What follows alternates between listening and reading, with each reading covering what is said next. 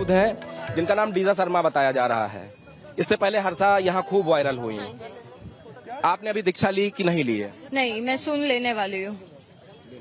Because कल ही मेरी एक माता जी से बात हुई है, उन्होंने मुझे कहा कि this is not the right time that you should go for the sadhvi and rather than you should wait for some time and तुम्हें कुछ चीजें त्यागनी पड़ेगी, कुछ सारी चीजें आपको माइंड में रखनी पड़ेगी। पहले वो पाथ पे आप चलिए, वो चीजें फॉलो करिए, तभी आप साध्वी बन सकते हैं। कब आए हैं महाकुंभ में आप?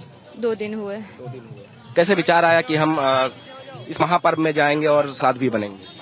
मेरा ये विचार बहुत पहले से है।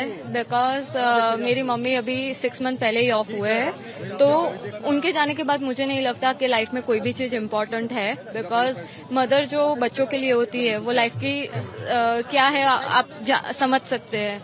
तो उनके जाने के बाद जो भी मेरे पास है, तो मुझे नहीं लगता कि वो सारी चीजें मटेरियल, पहले मैं बहुत मटेरियलिस्टिक थिंग्स में बिलीव करती थी, बट आफ्टर लूजिंग हर मुझे ऐसा लगता है कि नहीं, मटेरियलिस्टिक थिंग्स से अच्छा आप जितना धार्मिक रहेंगे, जितना भगवान की ओर रहेंगे, उतना मेंटल पीस आपको ज्यादा मिलेगा।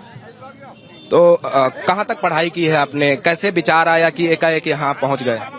मैंने एमकॉम किया हुआ है और एमकॉम के बाद मैं एयर होस्टेस थी। एयर होस्टेस के बाद अभी जब से मेरी मॉम ऑफ हुए हैं, उससे पहले मैं ये धार्मिक चीजों में तो हूँ, बिकॉज मैं प्योर ब्राह्मण हूँ। और अब मुझे लिटरली ऐसा लग रहा है कि लाइफ में जो भी है वो सिर्फ, सब कुछ आपको जो भी चीज चाहिए वो सिर्फ भगवान के पास मिलेगी आपको।